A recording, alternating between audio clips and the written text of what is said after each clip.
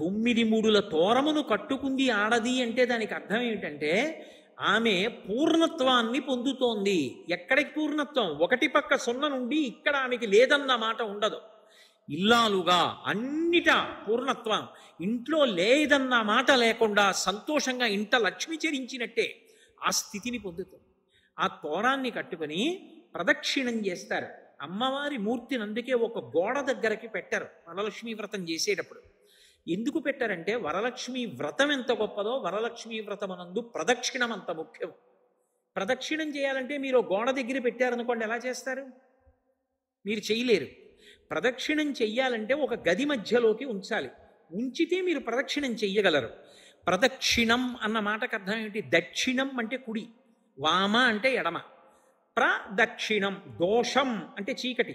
దోషం అంటే ఏదో తప్పు అని కాదు. దోషము అంటే చీకటి అని సంస్కృతంలో. ప్రదోషం అంటే చీకటి పడడానికి ముందున్న కాలము ప్రదోషం. అలాగే ప్రదక్షిణం అంటే దక్షిణం అంటే కుడి. ప్రదక్షిణం ఎప్పుడూ కుడివైపుకు ఉంచి తిరుగుట. ఎప్పుడూ కుడివైపుకు ఉంచి తిరగడం అంటే ఏదో తిరగడం కాదు.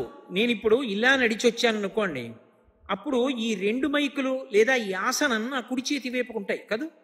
నేను ఇలా నడిచాను అనుకోండి, నా కుడి చేతి వైపుకుంటాయి. నేను మళ్ళీ ఇలా నడిచొచ్చాను అనుకోండి, నా ఎడం చేతి వైపుకుంటాయి కదా. అలా ఒకసారి వెళ్ళినప్పుడు కుడి చేతి వైపుకుంది, ఇలా తిరిగి వస్తే ఎడం చేతి వైపుకుంది. అలా రాకూడదు.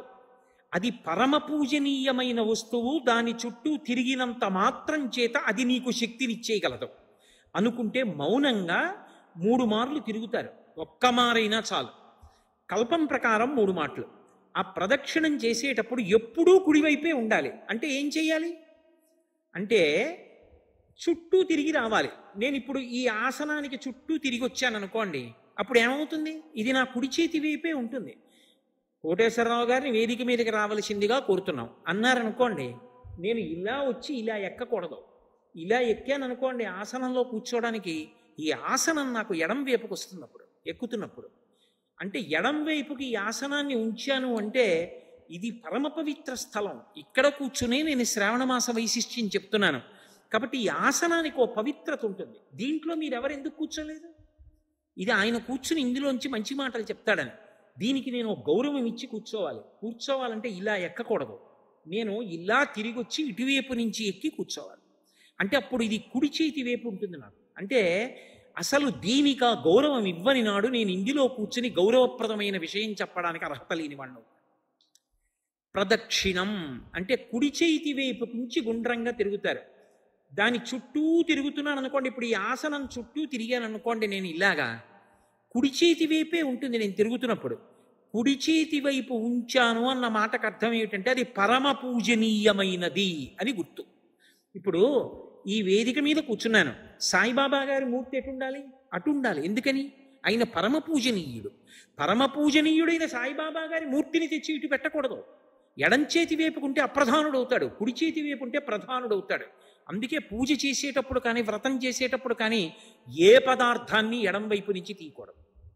మీరు ఎడం చేతి వైపు నుంచి ఏదైనా ముట్టుకుని ఇలా తీశారనుకోండి, దూష్యం అవుతుంది వెంటనే.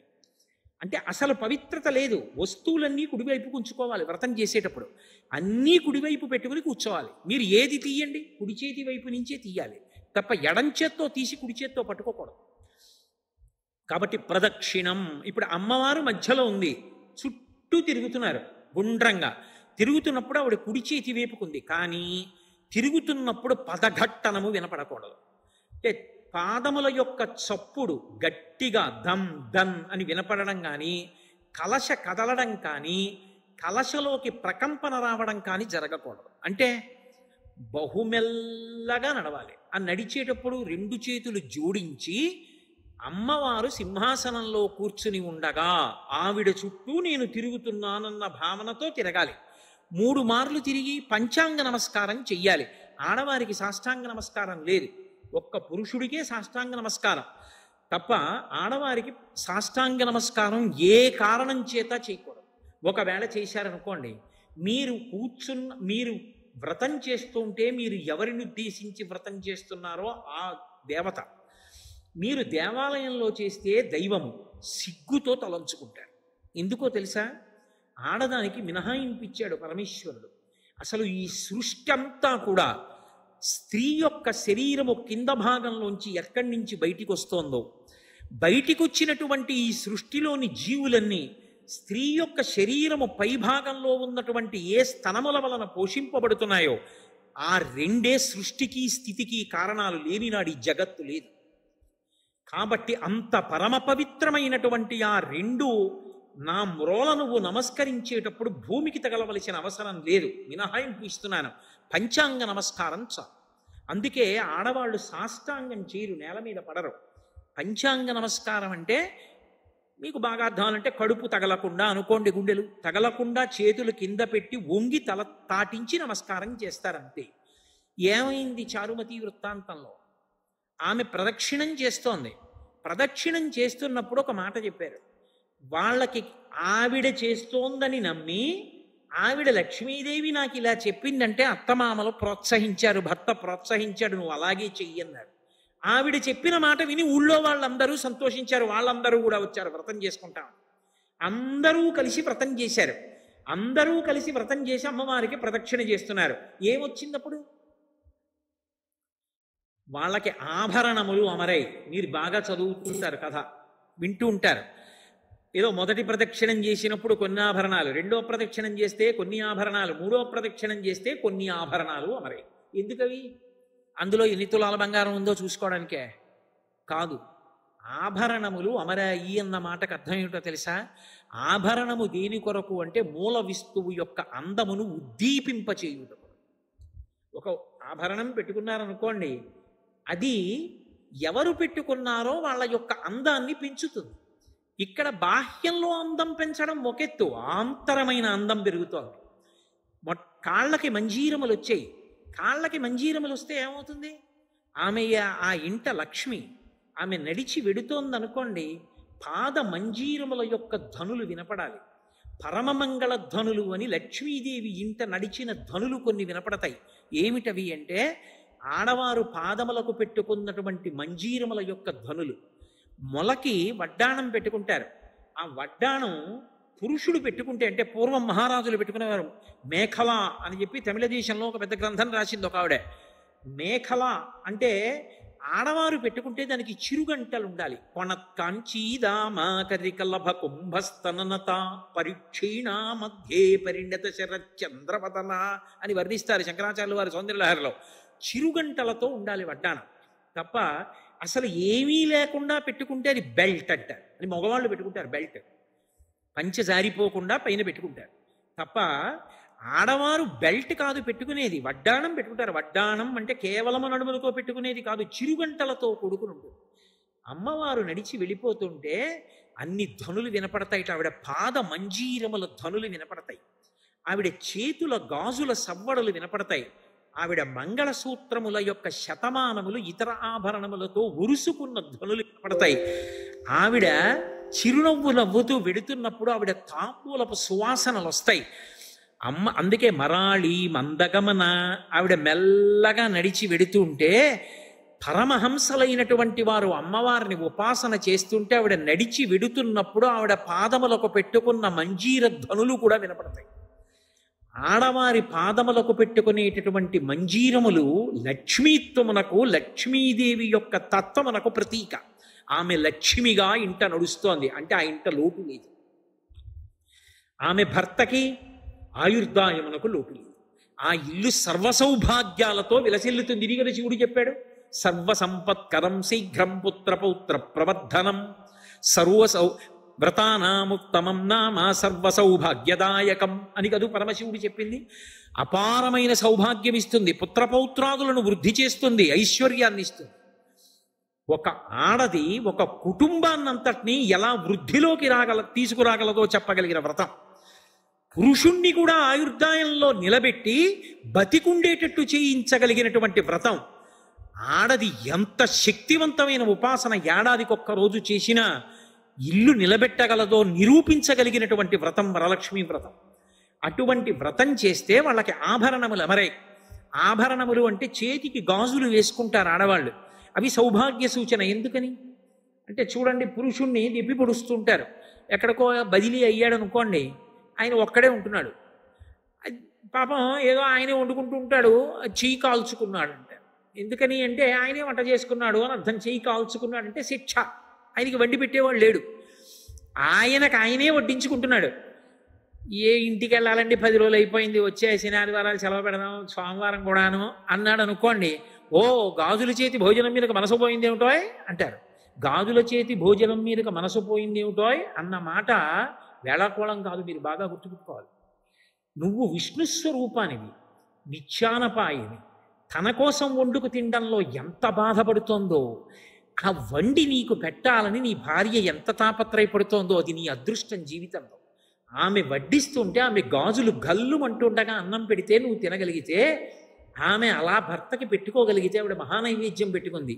నువ్వు నీ ఇంట లక్ష్మి చేతి అన్నాన్ని నువ్వు తింటున్నావు, అది నీకు ఆయుర్వర్ధనం. ఆ అన్నం పెట్టే శక్తి ఆవిడికి మిగులుతుంది, తినే అదృష్టం నీకు మిగులుతుంది. అందుకు తూర్పు దిక్కుకు తిరిగి వంట చేస్తారు. ఎందుచేత అంటే ఇంటి యజమాని యొక్క ఆయుర్దాయం బాగుండాలి అని.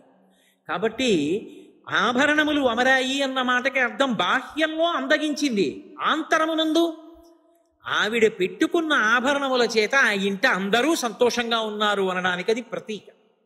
ఆవిడికి బాహ్యమునందు కనబడ్డాయి. ఎందుకని లోకమునకంతటికీ కూడా అది ఆదర్శము కావాలి కాబట్టి.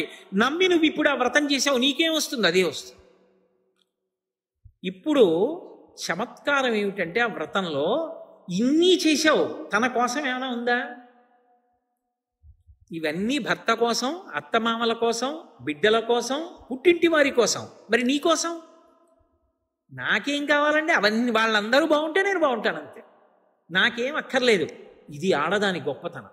అందుకే ఇలాంటి వ్రతాన్ని మొగాడికి ఇవ్వాలి, ఆడదానికి ఇచ్చే. అంత ఉదార హృదయం, అంత విశాల హృదయంతో నాకేం కావాలి, ఆయన బాగుండడం కన్నా, నాకేం కావాలి మా అత్తమామలు బాగుండడం కన్నా, నాకేం కావాలి నా బావమరుదులు బాగుండడం కన్నా, నాకేం కావాలి మా పుట్టింటి వారు బాగుండడం కన్నా అనగలిగిన విశాల హృదయం ఆడదానికే ఉంది లోకంలో. అందుకే వరలక్ష్మీ వ్రతం గురించి అడిగేటప్పుడు పార్వతీదేవి అంత జాగ్రత్తగా అడిగింది. ఇది ఎవరి కోసం అడుగుతున్నానంటే, నాథా, ఏ వ్రతం, యద్వ్రతం పావనం స్త్రీణాం, స్త్రీలు చేస్తే పరమపావనమై వాళ్ళ యొక్క అభ్యున్నతికి కారణమవుతుందో అటువంటి వ్రతాన్ని నాకు ఉపదేశం చెయ్యండి అంది. అప్పుడు దీన్ని చెప్పారు. ఈ వ్రతానికి పరిసమాప్తి ఎక్కడో తెలుసా? 2 రకములైనటువంటి దానం చేస్తారు. ఇంకొక సువాసిని పిలుస్తారు. పిలిచి ఆవిడికి ఏదో పసుపు రాసి పారాణి పెట్టి బొట్టు పెట్టి ఆవిడకి సువాసిని సంబంధమైనటువంటి వస్తువులు కొన్ని ఉంటాయి. గాజులు, పసుపు, కుంకం. అసలు 8 సువాసిని వస్తువులని భాస్కర్ రాయలు వారు లలితా సహస్రనామ స్తోత్ర భాష్యంలో చెప్పారు. అలాంటి రోజున అలాంటి వస్తువులు ఇవ్వాలి. అసలు అనుములు, తాటాకు, ఆ తర్వాత విరిగిపోయినటువంటి ఆవు పాలు, ఇలాంటివి 8 వస్తువులు ఉన్నాయి. ఆ 8 వస్తువుల్ని కూడా తీసుకొచ్చి ఒక సంచిలో వేసి బహుమానం చేస్తారు. అలా బహుమానం చేస్తే సౌభాగ్య వస్తు ప్రదానం చేసినట్టు, దాని చేత సౌభాగ్యం నిలబడుతుంది. కాబట్టి ఆడవారికి ఇచ్చినప్పుడు ఒక మాట చెప్తారు, ఇందిరా ప్రతిగృహాతు ఇందిరా వై దదాతి చ. ఎవరిస్తున్నారు? లక్ష్మీదేవి ఇస్తోంది. నా ఇంట నా భార్య వ్రతం చేసిస్తే ఎవరు నా భార్య? నా ఇంట లక్ష్మి ఆమెయే. కాబట్టి లక్ష్మి ఇస్తోంది. లక్ష్మి ఎవరికి ఇస్తోంది? లక్ష్మికే ఇస్తోంది. ఆమె ఎవరు? ఆమె లక్ష్మి. నా పక్కింటి వారి భార్య లక్ష్మి, నా ఇంట్లో నా భార్య లక్ష్మి. ఎవరికి ఇస్తున్నారు? లక్ష్మి లక్ష్మికి ఇస్తోంది. ఇందిరా ప్రతిగృహాతు ఇందిరా వై దదాతి చ. లక్ష్మి లక్ష్మికి ఇస్తోంది. ఎంత అపురూపం! లక్ష్మి లక్ష్మికి ఇస్తే లక్ష్మి పుచ్చుకుంటాం. నేను అద్దం దగ్గరికి వెళ్ళి నించుని బొట్టు సరిగ్గానే పెట్టుకున్నానా అని చూసుకున్నాను, అంత గుండ్రంగా రాలేదు అనిపించింది. ఇప్పుడు ప్రతిబింబానికి దిద్దుతానా, బింబానికి దిద్దుతానా? నేను పెట్టుకున్న బొట్టు గుండ్రంగా లేకపోతే వేలుతో సర్దుకుంటాను. సర్దుకుంటే ప్రతిబింబానికి గుండ్రంగా ఉందనుకోండి, ఓ బింబానికి గుండ్రంగా ఉంది. బింబ ప్రతిబింబముల మధ్య భేదము లేనట్టే ఈమె లక్ష్మి, ఆమె లక్ష్మి, ఇద్దరూ లక్ష్ములే.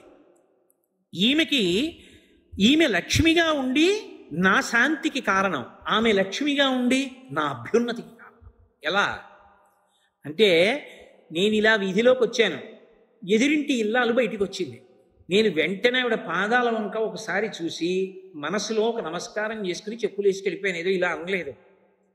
ఇలా ఒక్కసారి పాదాల వంక చూసి ఇలా కళ్ళు మూసుకుని చెప్పులు వేసుకెళ్ళిపోయాను. నా తల్లి లక్ష్మి.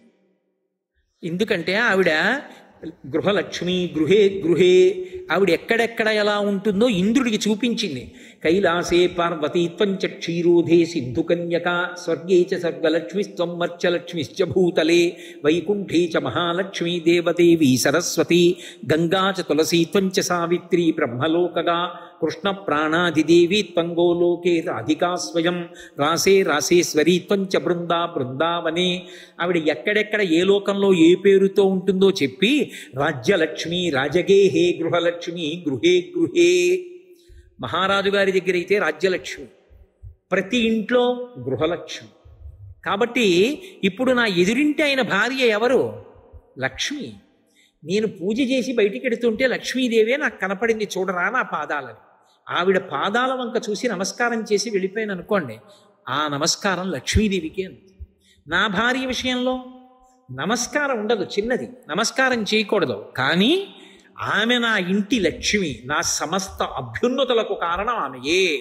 అందుకే వేదంలో ఒక మాట ఉంది, అసలు ఇంటికి ఆస్తికంతటికి యజమానురాలు ఎవరో తెలుసా? వేదంలో భార్య, భర్త కాడు. ఆస్తికంతటికి యజమానురాలు భార్యయే. మంగళసూత్రం కట్టగానే అంతా ఆవిడిదే అవుతుంది. నేను డబ్బులు పెట్టి గోదానం చేశాను అనుకోండి, సగం ఆవిడికి ఎందుకు ఎడుతుందో తెలుసా? ఆవిడ డబ్బుల్లోంచి గోవుని గురి దానం చేసినందుకు సగం నాకు, డబ్బు ఆవిడిది కాబట్టి సగం ఆవిడికి. అంతకుముందు నేనే సంపాదించింది అయినా కూడా, ఇప్పుడే నేను సంపాదిస్తున్నది అయినా కూడా. ఎందుకంటే సహజంగా ఆవిడ ఇంటికి యజమానురాలు. నేను అబద్ధం చెప్పాను అనుకుంటే మీరు వివాహ ప్రకరణానికి సంబంధించి వేద వ్యాఖ్యానాలు చూడండి. అంత పెద్ద స్థానం ఇచ్చి గౌరవించింది. వేరొక ఇల్లాలికి, వేరొక సువాసినికి దానం చేస్తారు, దాంతో ఒక స్థాయిలో పూర్తవుతుంది. అసలు వరలక్ష్మీ వ్రతం అంతా ఎప్పుడు పూర్తవుతుంది అంటే ఒక మాట చెప్పారు, అది పూర్తి అయింది అని ఎప్పుడు పిలవాలంటే వృద్ధుడైనటువంటి ఒక బ్రాహ్మణుణ్ణి పిలవాలి.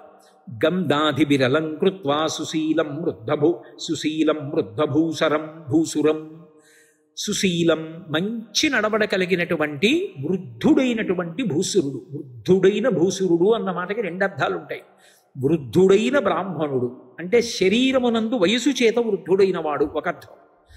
ఆయన వయసుతో నీకు సంబంధం లేదు, ఆయన జ్ఞానము చేత వృద్ధుడైనటువంటి వాడు. పిలిచి కూర్చోపెట్టి గంధాధిబిరలంకృత్వా, చందనాన్ని తీయాలి. మన ఇంట సానా గంధపు చెక్క ఉండాలి. ఎందుకంటే ఏది పడితే అది చర్మానికి రాస్తే పొక్కుతుంది. చందనానికి ఆ ఇబ్బంది ఉండదు. నిజంగా తీసిన చందనం చల్లగా ఉంటుంది. చందనాన్ని అలంకారం చేస్తే వెంటనే అతిథి రూపంలో ఉన్నటువంటి విష్ణువు ప్రీతి చెందుతాడు. అది విష్ణువుకి సమర్పణం అయిపోతుంది. అందుకే ఎవరింటికన్నా భోజనానికి వెడితే ఇంట ఏం చేస్తారంటే భోజనం అవ్వగానే చందన పాత్ర తీసుకొచ్చి అక్కడ పెడతారు. వాళ్ళు అలంకారం చేయరు, అక్కడ పెడతారు. పెడితే ఏం చేస్తారంటే చందనం తీసి చేయి కడుక్కుని కాళ్ళు కడుక్కుని వచ్చిన తరువాత ఆ చందన పాత్రలోంచి కొంచెం చందనం తీసి తలని ఇలా పెట్టుకుంటారు. చందనం పెట్టేసుకున్నాడు అంటే భోజనం అయిపోయింది అని గుర్తు. చందనం పెట్టుకోవడానికి చందనం ఇస్తే ఆయన చందనాలంకృతుడైతే విష్ణువు చందనము చేత అలంకృతుడైపోతాడు. అది విష్ణు ప్రీతికి కారణమైపోతుంది. అందుకని ఇంట ఎవరైనా వస్తే వారికి పెట్టిన భోజనం దేనితో పూర్తవుతుంది అంటే చందనం ఇవ్వడంతో పూర్తవుతుంది. అందుకే మీరు ఎప్పుడైనా చూడండి, ఇంటికి ఎవరినైనా పిలిచారనుకోండి, మేము మీకు అన్నం పెడతామండి, మీరు అన్నం లేని వాళ్ళు కదండి, మా ఇంట్లో బూట్లు వేసుకుని తెల్లబట్టలు వేసుకుని కొంతమంది నించుంటారు, మీరు కంచం పెట్టుకుని అడుక్కు తినే వాళ్ళల్లా ఒక్కొక్కడి దగ్గరికి వెడితే ఓడు పప్పు, ఓడు కూర, ఓడు పచ్చడి వేస్తాడు. విందు 12 నుంచి 2:10కి వస్తే అన్నం ఉండదు. అలా ఉండవు శుభలేఖలు. శుభలేఖలు భోజనం పెట్టడం అంటే కూర్చోబెట్టి వడ్డన చేస్తారు. మేము అన్నం పెడతామండి అనరు. విందు ఇంకోటి అలా రాయరు. దేవతార్చన అంటారు. అప్పుడు ఏమిస్తావు? అన్నం, అన్నంలోకి పప్పు, లేకపోతే ఫలానా చోటు నుంచి కాజాలు తేవడను, ఇలా ఉండవు. అందులో మదర్పిత చందన తాంబూలాది సత్కారములను గ్రహించి ఈ రెండే రాస్తారు. ఎందుకో తెలుసా? వచ్చిన వాడిని నువ్వు పరిపూర్ణంగా సత్కరించేశావని గుర్తు ఏమిటంటే గౌరవించావని గుర్తు తాంబూలం ఇస్తారు. తాంబూలం అంటే డబ్బులని కాదు నా ఉద్దేశం. తమలపాకులు, వక్కలు, పళ్ళు పెట్టి ఇస్తే ఇంటికి వచ్చిన వాడిని పరిపూర్ణంగా గౌరవించినట్టు. అందుకే విరాట పర్వంలో కూడా ఉత్తరతో తాంబూలం ఇప్పిస్తాడు విరాట్ రాజు గారు అర్జునుడికి.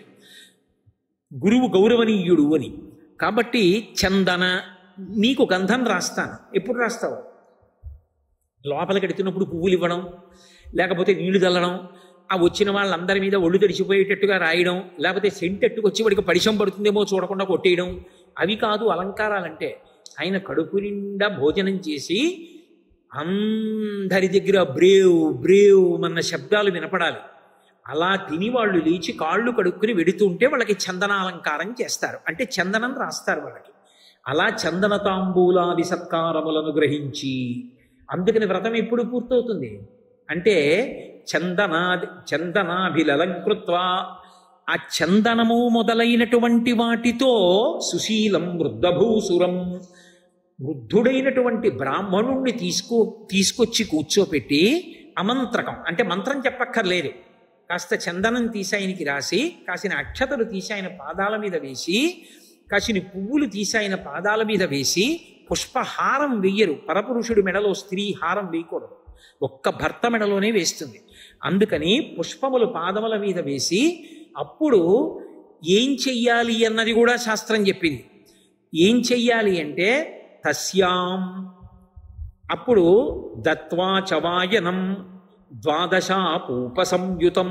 అపూపము అంటే పిండి వంట.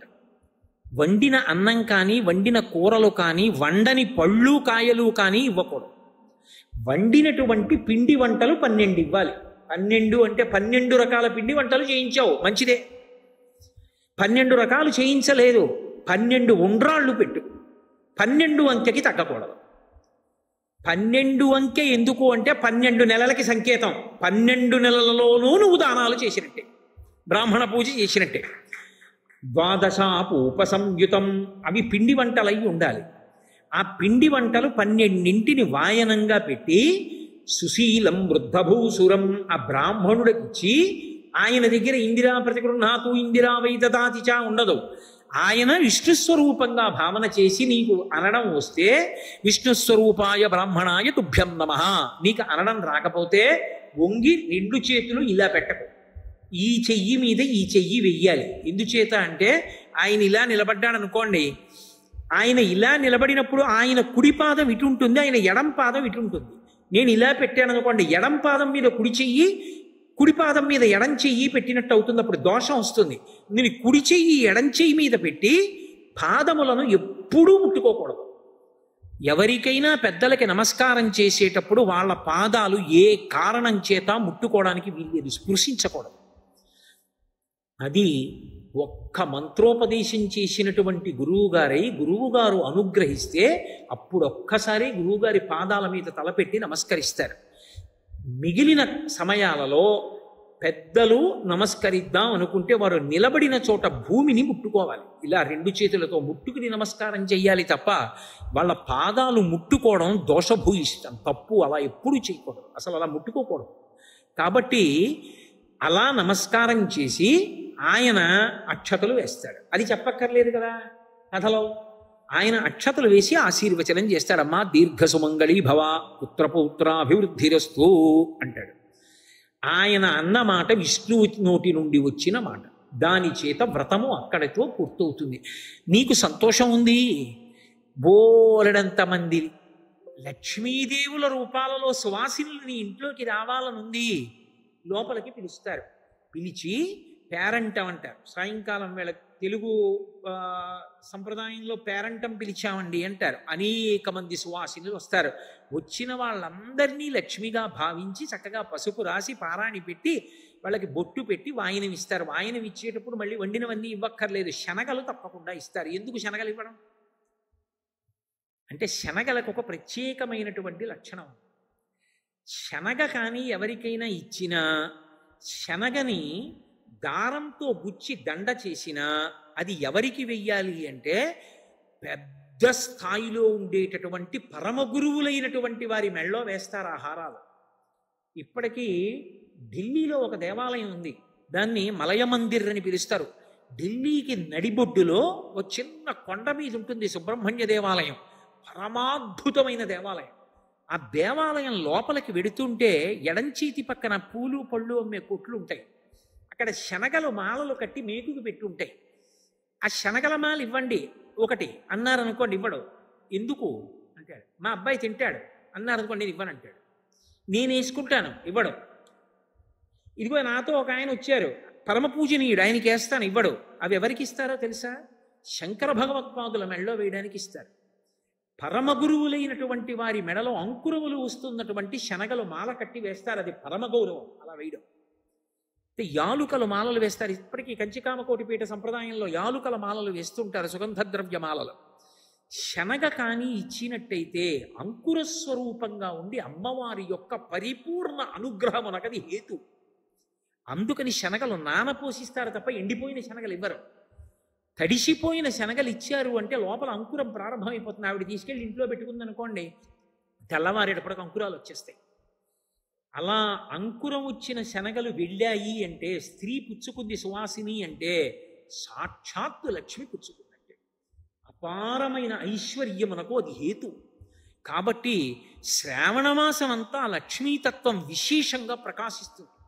చిన్న చిన్న పనుల చేత లక్ష్మీదేవి యొక్క అనుగ్రహము పరిపూర్ణముగా కలిగేటటువంటి కాలం. కాబట్టి శనగలు తీసుకొచ్చి ఏదో అరటిపళ్ళు, కమలపాకులు, పోక చెక్కలు ఇవన్నీ పెట్టి ఒక్కలు పెట్టి తాంబూలంతో కలిపి వచ్చినటువంటి సువాసినులందరికీ ఇస్తారు. ఇల్లంతా మంచి శోభస్కరంగా రోజంతా కూడా లక్ష్మీప్రదంగా గడుస్తుంది. ఇది వరలక్ష్మీ వ్రతము యొక్క కల్పము అని లక్ష్మీదేవి చెప్పిందని పార్వతీదేవికి పరమేశ్వరుడు చెప్తే, శౌనకాది మహర్షులకు సూతుడు చెప్తే, వ్రతం చేసేటప్పుడు బ్రహ్మస్థానంలో ఉన్న బ్రాహ్మణుడు చెప్తే, వచ్చే ఏడాది బాగా చేసుకోవడానికి మీకు నేను చెప్పాను. కాబట్టి వ్రతాన్ని చేసేటప్పుడు ఎప్పుడూ కూడా ముందుగా అధ్యవసాయ బుద్ధితో పరిశీలనం చేసి పరమ సంతోషంతో ప్రహృష్టమైనటువంటి హృదయంతో చేసుకోవాలి. వారు వీరు చెప్పిన మాట కాదు, సాక్షాత్తు శంకరుడు చెప్పాడు ఇంత గొప్ప వ్రతం పార్వతీ అని. కాబట్టి అటువంటి వ్రతాన్ని జన్మహక్కు కాబట్టి సువాసినులకి పరమ సంతోషంగా, మన దగ్గర ఎంత లేదన్న దానితో సంబంధం లేదు, ఉన్నదానితో మనసు రమించడం ప్రధానం. ఇందాక మీకు నేను చెప్పే కదా ఉపచారాలు, అటువంటి ఉపచారములతో పరమ సంతోషంగా ఆ వ్రతాన్ని చేసుకుంటారు. అలాగే ఈ శ్రావణ మాసంలో చేసేటటువంటి వ్రతాలలో పరమోత్కృష్టమైనటువంటి ఒక పూజ ఉంటుంది, ఆషాదశమి అంటారు. ఈ శుక్లపక్షంలో నిన్నను ఏకాదశి, ఇవాళ ద్వాదశి. ఏకాదశికి ముందు దశమి తిథి ఉంది.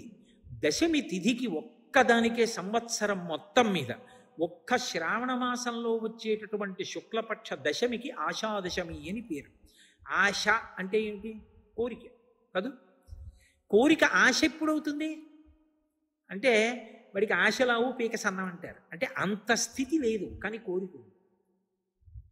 అంత స్థితి లేకుండా కోరిక కోరచ్చా అసలు? అంటే అది పరమధార్మికమైతే కోరడంలో తప్పు లేదు. అది ఎంతో పేద కుటుంబం అయి ఉండొచ్చు. మా ఇంట్లో మేము వృద్ధిలోకి వచ్చి ప్రతి నైమిత్తిక తిథికి చక్కగా ఇంట్లో బ్రహ్మాండంగా నోములు వ్రతాలు చేసుకుని ఓహో పేరంటాలు చేసి బ్రాహ్మణుల్ని పిలిచి భోజనాలు పెట్టి దీనులకందరికీ దానాలు చేసి గోదానాలు చేసి వేద పాఠశాలలు పెట్టి వేదం వృద్ధిలోకి వచ్చేటట్టు చేసి, అబ్బా మా ఇల్లు అంత వృద్ధిలోకి ఎప్పుడు వస్తుందో, మాకెప్పుడంత ఆర్థిక పరిపుష్టి కలుగుతుందో అనుకున్నాను అనుకోండి.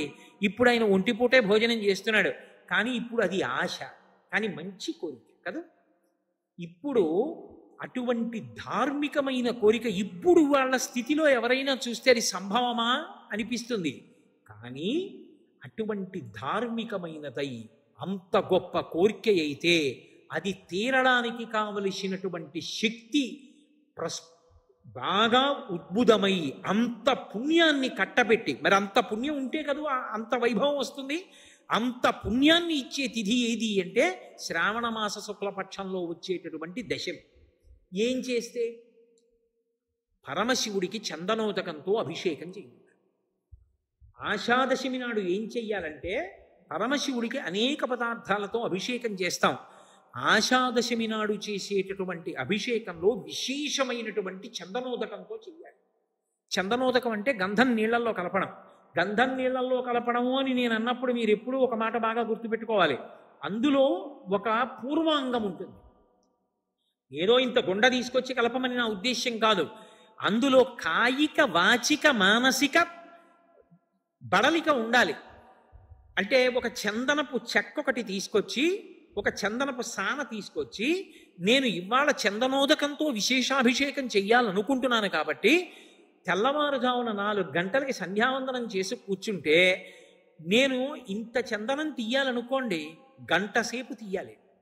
ఇంత చందనం నేను తీసి గూడ నిప్పెట్టాక నా కొడుకుని పిలిచి, ఒరే చందనం తీ, వాడు 1 గంట తీశాడు. నా భార్యని పిలిచి 1 గంట చందనం తీ, ఆమె తీసింది. నా రెండో కొడుకుని పిలిచి, ఒరే కాస్త చందనం తీ, అందలం కలిపి తీసిన చందనం ఇంత చందనం అయింది. ఆ పైన ఎర్ర చందనం తీశారు.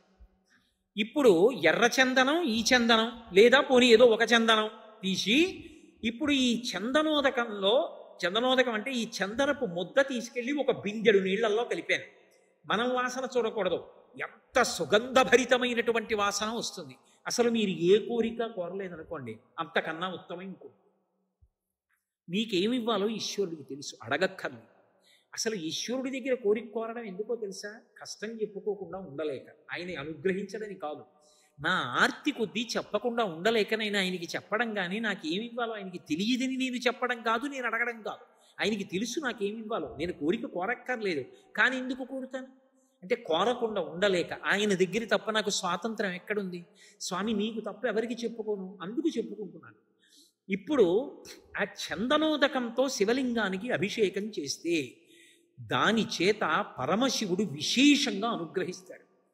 అటువంటి శివాభిషేక చేత, ఆ చందనోదకం చేత శివానుగ్రహం కలిగితే ఏ రకమైనటువంటి ధార్మికమైన కోరిక అయినా సరే అది ఇప్పుడు చూస్తే అయ్య బాబోయ్ అంత పెద్ద కోరికే వీళ్ళకి అనిపించచ్చు, కానీ ఆ కోరికని నిజం చేస్తాడు. అందుకే కల్పంలో ఒక మాట చెప్తారు, ఆషాదశమిని దీర్ఘకాలం చెయ్యండి అంటారు.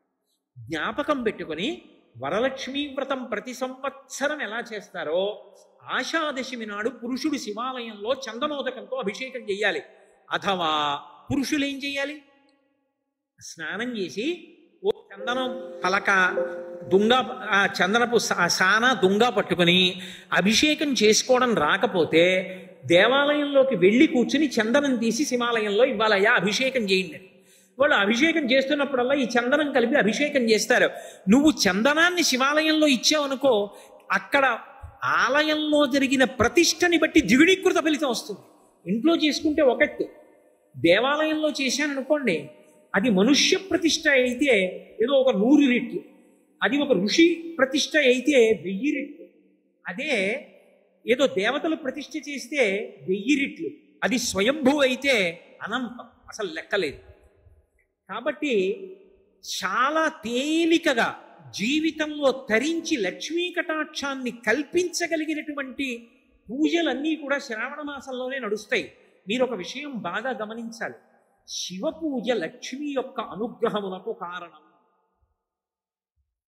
పరాశర భట్టర్లు శ్రీగుణరత్న కోశం చేస్తూ ఒక మాట అంటారు, శ్రియశ్రీహి తవచ హృద్యాం భగవతీం శ్రియం తప్యూపృచ్చైః వయమిహ ప్రణామః శ్రుతరాం దృశౌతే భూయాస్తాం సుఖతరలతారీ శ్రవణతః పునః హర్షోత్కర్షాః స్ఫుటతు భుజయోః కంచుకశతం అంటారు. లక్ష్మీదేవి యొక్క వైభవం చెప్తుంటేట విష్ణువు పొంగిపోతాట, అబ్బా మా ఆవిడ గొప్పతనం ఇలా ఉంటుందని. ఇలా ఇలా పొంగిపోతే ఇలా ఇలా గుండెలు పెరిగిపోయి ఆయన కట్టుకున్నటువంటి 100 కవచాలు పిట్లిపోతాయి. పిట్లిపోయి కింద పడిపోయాక చూసుకుంటాట, ఓహో మా ఆవిడ్ని పొగిడితే ఇంత పొంగిపోయానా అనుకుంటాట. లక్ష్మీదేవి యొక్క వైభవం చెప్పేటప్పటికి నీలమేఘశ్యాముడు కదూ పర్జన్య పావనో నలహ, పర్జన్యుడు విష్ణుస్వరూపం. ఎంత సంతోషపడిపోయాడు, ఎక్కడి నుంచో గబగబా వచ్చి ప్రాంగణం అంతా చుట్టి కురిపించేస్తున్నాడు. కాబట్టి అది కూడా ఈశ్వర కృపే, విష్ణువు యొక్క అనుగ్రహం కలిగింది అనడానికి ఇదే తార్కాణం. కాబట్టి ఆషాదశమి నాడు పరమశివలింగానికి చందనోదకంతో అభిషేకం చెయ్యడం లక్ష్మీదేవి యొక్క అనుగ్రహానికి కారణం. మీరు ఎప్పుడైనా ఒక విషయం జ్ఞాపకం పెట్టుకోండి, అపారమైనటువంటి లక్ష్మీ కటాక్షమునకు హేతువైనదేది అంటే శివార్చన. అసలు లక్ష్మీదేవి యొక్క స్థానం ఏది? బిల్వ నిలయాం అని కదా చెప్తాం. బిల్వమునందు ఆవిడ ఉంటుంది. బిల్వము అంటే మారేడు దళం, మారేడు దళంలో ఉంటుంది. మారేడు దళంలో ఆవిడ ఉంది. ఆవిడ మారేడు దళంలోంచి మన ఇంట్లోకి రావాలంటే ఏమవ్వాలి? అది శివలింగం మీద పడాలి. మారేడు దళం ఇలా పట్టుకున్నాను అనుకోండి, లక్ష్మి మారేడు దళంలోనే ఉంటుంది. మారేడు దళం శివలింగం మీద పడింది అనుకోండి, ఈనెలు శివలింగానికి జరిగితే లక్ష్మీ కటాక్షం, బోర్లా పడితే సరస్వతీ కటాక్షం. జ్ఞానం వస్తుంది బోర్లా పడితే, తిరగబడి ఈనెలు తగిలితే లక్ష్మీ కటాక్షం. అందుకే బిల్వ నిలయాం, అది శివ పూజ చేత లక్ష్మీ కటాక్షం వస్తుంది. అందుకే మీరు చూడండి, శివ పూజ చేసేటటువంటి వారు మహదైశ్వర్యవంతులై ఉంటుంటారు. కారణాల్లో ఒకటి ఎందుచేత అంటే శివ పూజ విపరీతమైనటువంటి ఐశ్వర్యానికి కారణం. క్రమంగా శివభక్తిలో కుదురుకొని నియమంగా శివాభిషేకం చేయడం అలవాటైందనుకోండి, వాడి ఐశ్వర్యానికి అసలు ఏ విధమైనటువంటి హద్దు ఉండదు. అసలు ఐశ్వర్యం అన్న మాటకు అర్థం ఏంటో తెలుసా? తృప్తి. తృప్తిని మించిన ఐశ్వర్యం లేదు. ఎంత ఉన్నా ఏదో లేదన్నవాడు దరిద్రుడేగా, ఏమీ లేకపోయినా నాకేం లేదన్నవాడు ఐశ్వర్యవంతుడేగా. కాబట్టి నా దృష్టిలో పరమైశ్వర్యవంతుడు ఎవరు అంటే గొప్ప తృప్తి కలిగిన వాడు. అంటే నేను కాదా ఆ మాట అన్నాం, శంకర భగవత్పాదులు అన్నారు ఆ మాట. కౌపీనవంత కలుభాగ్యవంత అన్నారు. గోచీ పెట్టుకున్న వాడి కన్నా ఐశ్వర్యవంతుడు లోకంలో ఎవడు అన్నారు. ఎందుకని అంటే అన్నీ వదిలేసిన వాడు సర్వసంగ పరిత్యాగి, నాకేం కావాలని చెప్పి అంతటా బ్రహ్మాన్ని చూసి పొంగిపోతూ ఓ గోచీ పెట్టుకు తిరుగుతుంటాడు రమణ మహర్షిలా. యోగరతో వా భోగరతో వా సంగరతో వా సంగవిహీన యశ్చ బ్రహ్మణి రమతే చిత్తం నందతి నందతి నందత్యేవ. అన్నీ ఉన్నా నాకేదో లేదని ఏడిచేవాడు దరిద్రుడు. ఏమీ లేకపోయినా గోచీ పెట్టుకుని నాకేం లేదని అంతటా బ్రహ్మాన్ని చూసి పొంగిపోయేవాడు ఐశ్వర్యం. ఆషాదశమి, ఇంకసలు ఆ మాట అన్వయం చేయడం సాధ్యం కాదు, అంత పెద్ద ఎత్తున అనుగ్రహించగలదు. కాబట్టి ఆ రోజు మరిచిపోకుండా ఆషాదశమి నాడు పరమశివుడికి చందనోదకంతో అభిషేకం చెయ్యడాన్ని మర్చిపోవద్దు.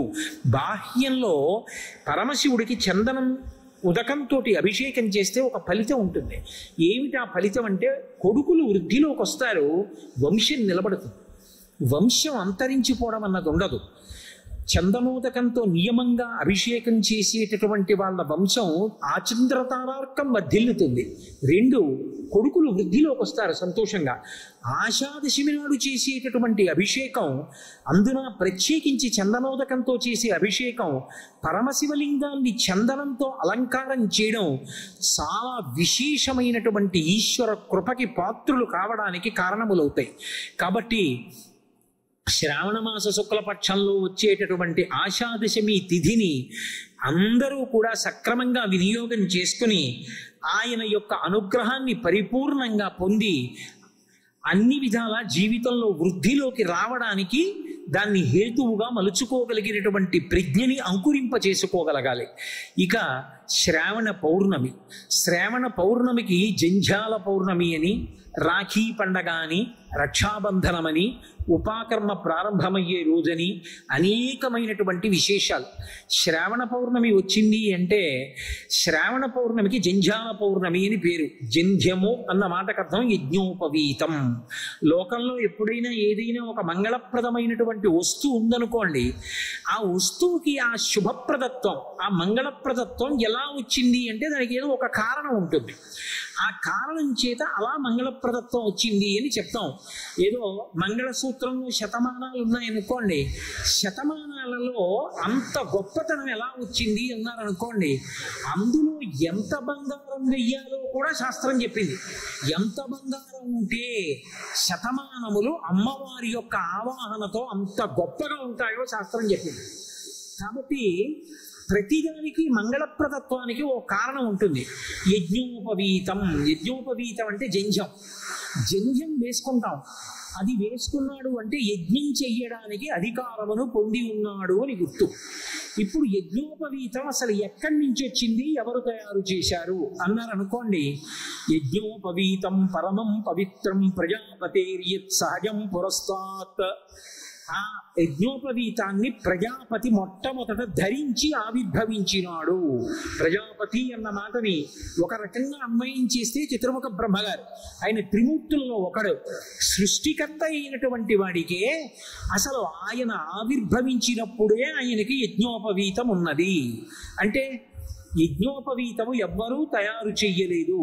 సృష్టిలో ఒకరు తయారు చెయ్యవలసిన అవసరం లేకుండా ప్రజాపతి తనంత తాను ధరించి ఆవిర్భవించాడు. అంత గొప్పది. అది ఉంటే వాడు యజ్ఞం చెయ్యడానికి అధికారి అని గుర్తు. వాడు యజ్ఞం చేస్తే ఏమొస్తుంది లోకానికి అంటే భాగవతంలో చెప్తారు, నఖము చెయ్య వజ్రి మది సంతసించును, వజ్రి సంతసింప వానకురియు, వానకురిసి గసవు వసుమతిపై పెరగు, గసవు మేసి దేను గణము బ్రతుకు అంటారు. యజ్ఞం చేశారనుకోండి, దేవతలు ప్రీతి పొందుతారు. దేవతలు చాలా సంతోషించారనే గుర్తు ఏమిటంటే బ్రహ్మాండమైనటువంటి వర్షం పడుతుంది.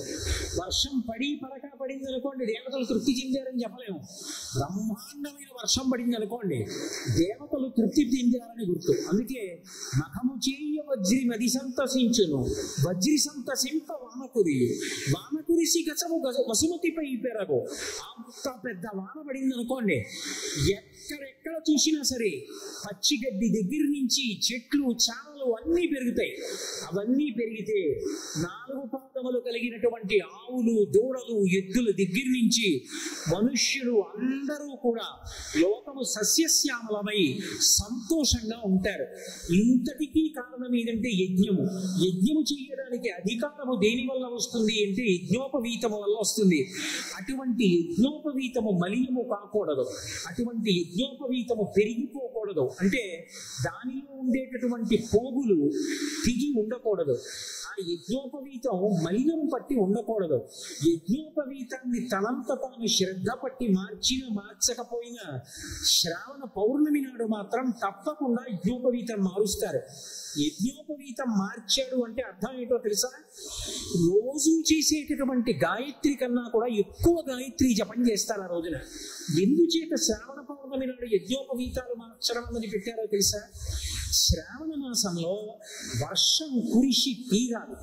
శ్రావణ భాద్రపద మాసాల్లో వర్షం కానీ కురవకపోతే ఇక ఆ సంవత్సరం అంతా తినడానికి తిండి గింజలు ఉండవు. శ్రావణ భాద్రపద మాసాలలో వర్షాలు కురవాలి అంటే 2 కారణములను శాస్త్రం సృష్టించింది. ఒకటి, శ్రావణ మాసం భాద్రపద మాసం ఏం చేస్తారంటే ప్రతి ఊళ్ళోనూ కూడా వేద సభలు ఏర్పాటు చేస్తారు. వేద పండితులందరూ బయలుదేరి వస్తారు. వచ్చి వేద సభలో పాల్గొని వాళ్ళు వేదం చదువుతారు. వేద గానం ఎక్కడ వినపడుతుందో అక్కడ దేవతలందరూ సంతోషిస్తారు. వేదం అర్థం అక్కర్లేదు, వింటే చాలు. ఆ స్వరంతో వేద మంత్రాలు వినపడితే దేవతలు సంతోషించి వర్షాలు కురిపిస్తారు. ఎలాగో వచ్చారు కాబట్టి వాళ్ళు ఏం చేస్తారు, అలా వెళ్ళిపోతూ అందరిళ్ళకి వస్తారు. వస్తే వాళ్ళు వచ్చారని తలుపేసుకోకూడదు. వాళ్ళు వచ్చి కూర్చుని ఉత్తిరి విడిపోరు. ఒక్క పన్నం చదువుతామమ్మా అంటారు. సరే చదవండి అంటే ఓ పన్నమో ఓ పనసో చదువుతారు. చదివి ఆశీర్వచనం చేసి పెడతారు. బ్రాహ్మణులు ఊరూరా తిరిగి వేదాన్ని చదువుతారు. వేద సభలు జరుగుతాయి. దానివల్ల వర్షం. శ్రావణ పౌర్ణమి నాడు ఉపాకర్మ వేదాధ్యయనం ప్రారంభం చేస్తారు. శ్రావణ పౌర్ణమి నాడే యజ్ఞోపవీతాన్ని మార్చి నూతన యజ్ఞోపవీత ధారణ చేసేటప్పుడు గాయత్రి మంత్రాన్ని 3 రెట్లు చేస్తారు. కనీసం రోజు 11 మాటలు చేసేవాడు కూడా 33 మాటలు చెయ్యాలి ఆ రోజున. ఎందుకంటే యజ్ఞోపవీతం తీసి కొత్త ముందు యజ్ఞోపవీతం కొత్తది వేసుకుంటారు. వేసుకున్నప్పుడు చెయ్యాలి. తీసేసి మళ్ళీ పాత యజ్ఞోపవీతాన్ని విడిచిపెట్టేసిన తర్వాత చెయ్యాలి. మళ్ళీ సంధ్యావందనంలో చెయ్యాలి. కాబట్టి రోజు 11 మాటలు చేసేవాడు కూడా 33 మాటలు చేస్తాడు. 3 పూట్ల 1000 మాటలు చేసేవాడు 9000 చేస్తాడు. అంత శ్రద్ధతో చేస్తారు. శ్రావణ పౌర్ణమి నాడు గాయత్రి మంత్రం విశేషంగా జపం చేయబడుతుంది కాబట్టి గాయత్రి గానము చేసినంత మాత్రం చేత రక్షించేటటువంటి శక్తి కలిగిన మంత్రం. ఆ గాయత్రి మంత్రం శ్రావణ పౌర్ణమి నాడు విశేషంగా జపం చేయబడినటువంటి కారణము చేత అందరూ కూడా ఆ మంత్రాధిష్టాన దేవత అయినటువంటి గాయత్రీదేవి యొక్క అనుగ్రహంతో అన్ని రకములైనటువంటి ఐశ్వర్యాలని పొంది సకల సంపత్తుల చేత, సౌభాగ్యము చేత, ఆయురారోగ్య ఐశ్వర్యముల చేత ఆనందప్రదమైనటువంటి జీవితాన్ని గడపడానికి కావలసినటువంటి పరమేశ్వర సంబంధమైనటువంటి అనుగ్రహ సంబంధమైన విభూతులను పొందుతారు. శ్రావణ మాసంలో వచ్చేటటువంటి మరొక అద్భుతమైనటువంటి తిథి కృష్ణపక్షంలో వచ్చేటటువంటి అష్టమి. కృష్ణాష్టమి అంటాం. కృష్ణాష్టమి శ్రీకృష్ణ పరమాత్మ అవతార స్వీకారం చేసినటువంటి రోజు. అది శ్రావణ మాసంలో వస్తుంది. ఎందుకు శ్రావణ మాసంలో వచ్చినటువంటి అష్టమి నాటి అర్ధరాత్రి పుట్టాలి? ఏం అలా పుట్టకపోతే ఇంకోలా పుడితే కృష్ణాష్టమి కాదా? కృష్ణుడు ఎప్పుడు పుట్టినా కృష్ణాష్టమిగా. మరి కృష్ణుడు అలా ఎందుకు పుట్టాడు అంటే మీరు అందులో ఉండేటటువంటి తత్వాన్ని జాగ్రత్తగా అర్థం చేసుకోవాలి. మనకి ఒక రోజు అంటే పగలు రాత్రి కలిపితే ఒక రోజు. పగటి పూట సూర్య భగవానుడు ఉంటాడు, అన్నీ కనపడతాయి. రాత్రి వేళ సూర్యకాంతి ఉండదు, చీకట్లో ఇంకేం కనపడదు. అది అర్ధరాత్రి అయిందనుకోండి అసలు కనపడదు. మనకి ఒక రోజు అయితే రాత్రి పగలు కలిపితే ఒక రోజు. పితృదేవతలకి ఒక నెల అయితే ఒక రోజు. శుక్లపక్షం అంతా పగలు, కృష్ణపక్షం అంతా రాత్రి. కృష్ణపక్షం అంతా రాత్రి అయితే 8వ తిథి అయినటువంటి అష్టమి అర్ధరాత్రి. అంటే పితృదేవతలకు అర్ధరాత్రి. మనకి కృష్ణ భగవానుడు అర్ధరాత్రి పుట్టాడు కాబట్టి మనకి రాత్రి. మనుష్యులకు రాత్రి, పితృదేవతలకు రాత్రి. దేవతలకు ఉత్తరాయణం పగలు, దక్షిణాయనం రాత్రి. మళ్ళీ దక్షిణాయనంలో అర్ధరాత్రి పుట్టాడు శ్రావణ మాసంలో. శ్రావణ మాసం మిగిలిన మాసాల కన్నా కూడా చీకటిగా ఉంటుంది. ఎందుచేత అంటే నల్లటి మబ్బులు కిందకు వచ్చేస్తాయి. కిందకు వచ్చిన కారణంగా వసంత ఋతువులో సాయంకాలం 7 గంటలకి ఏ వాతావరణం ఉంటుందో శ్రావణ మాసంలో సాయంకాలం 5 గంటలకు ఆ వాతావరణం ఉంటుంది. చీకటి పడిపోయినట్టుగా ఉంటుంది. అందువల్ల శ్రావణ మాసం అష్టమి నాటి అర్ధరాత్రి కటిక చీకటిగా ఉంటుంది. కాబట్టి దేవతలకు రాత్రి, పితృదేవతలకు రాత్రి, మనుష్యులకు రాత్రి. ఇంతమందికి రాత్రి కావాలంటే అది శ్రావణ మాసపు కృష్ణపక్ష అష్టమి కావాలి. అంతటి అర్ధరాత్రి వేళ కృష్ణుడు పుట్టాడు. ఎందుకని? ఆయన నల్లటి మబ్బులో ఉంటాడు, అదో చీకటి. అందుకే ఆయనకి కృష్ణ అని పేరు. కృష్ణ అంటే నలుపు అని అర్థం. కృష్ణపక్షము అంటల్లా నల్లని పక్షం అని, కాబట్టి నల్లనివాడు. పైగా నిజంగా కూడా నల్లనివాడు. ఇన్ని నలుపులు కలిసి వచ్చాయి. ఏమిటి నలుపులన్నీ? ఉన్న చీకటి సాలకి ఈ నలుపు కూడా ఎందుకు కొత్తగా మనకి అంటే కాదు. ఆ నలుపులో ఒక మెరుపు ఉంది. ఏమిటి ఆ మెరుపు? జ్ఞాన జ్యోతి. భగవద్గీత, గీతాచార్యుడు కృష్ణం వందే జగద్గురు. జగదాచార్యుడై మనం తరించడానికి కావలసినటువంటి జ్ఞాన జ్యోతిని మనకు అందించడానికి అర్ధరాత్రి వేళ వచ్చాడు. చీకటి బాగా ఉన్నప్పుడే భయం ఎక్కువ ఉంటుంది. ఆ భయాన్ని పోగొట్టేది దీపం. జ్ఞానము కలిగితే ఇంకా సంసార భయం లేదు, ఇక పునరావృత్తి భయం లేదు. అటువంటి సంసార భయాన్ని పోగొట్టగలిగినటువంటి జగద్గురువుగా కృష్ణ పరమాత్మ వచ్చారనడానికి సంకేతమే శ్రావణ మాసపు అష్టమి నాటి అర్ధరాత్రి ఆవిర్భవించాడు. అందుకే పోతన గారు కృష్ణ పరమాత్మ యొక్క ఆవిర్భావ ఘట్టాన్ని చెప్తూ జలధర దేహు నాజాను చతుర్బాహు సరసీరు హక్షు విశాల వక్షు జారుగదా శంఖ చక్ర పద్మ విలాసు కంఠ కౌస్తుభమణి కంతిభాను కమనీయ కటిసూత్ర కంకణ కేయూర శ్రీవత్సలంచలంచిత విహారు మరుకుండల ప్రభావిత కుంతల లలాటు వైఢూర్య మణిగణ వరకిరీటు బాలు పూర్ణేందు రుచిజాలు భక్త లోకపాలు సుగుణాల వాలు కృపావిశాలు చూచి తిలకించి పులకించి చోద్యమంది ఉబ్బి చెలరేగి వసుదేవుడు ఉత్సహించే అన్నారు. అది పరిపూర్ణావతారం. కారాగారంలో పుట్టి మహానుభావుడు పుట్టుకతోనే పీతాంబరం ధరించి చతుర్భుజుడై శంఖచక్ర గదా పద్మములతో ప్రకాశిస్తూ దర్శనమిచ్చాడు. లోకంలో బిడ్డడు పుడితే తల్లిదండ్రులు సంతోషిస్తారు. దేవకీ వసుదేవులు ఆయనకి నమస్కారం చేసి స్తోత్రం చేశారు. అంతటి మహానుభావుడు. లోకంలో జ్ఞాన జ్యోతిని వెలిగించినవాడు. ప్రస్థానత్రయమని మనకి మోక్షం ఇవ్వగలిగినటువంటి విద్య చెప్పగలిగినటువంటివి 3: భగవద్గీత, ఉపనిషత్తులు, బ్రహ్మసూత్రాలు. అందులో ప్రస్థానత్రయంలో ఒకటైనటువంటి భగవద్గీతని కురుక్షేత్ర సంగ్రామంలో అర్జునుడికి ప్రదానం చేశాడు.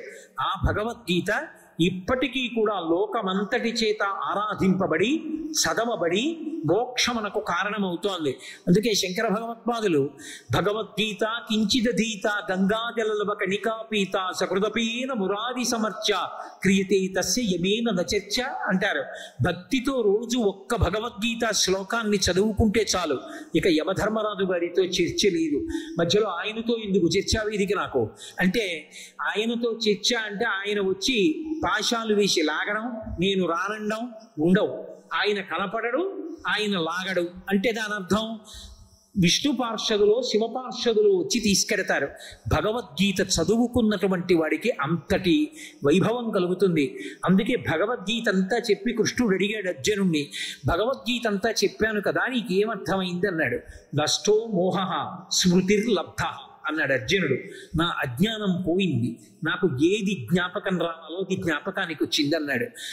ఎవరికైనా సరే భగవద్గీత ప్రస్థానం చేయిస్తుంది, భగవంతుని వైపుకి నడిపిస్తుంది. అంత గొప్ప భగవద్గీతని మనకి జగదాచార్యుడై అందించాడు. లోకంలో ఎక్కడైనా భగవంతుడు పాశములు విప్పేస్తాడు, కట్లు విప్పుతాడు. శ్రీకృష్ణ పరమాత్మ గొప్పతనం ఏమిటంటే కట్లు వేశాడు. ఎవరికి?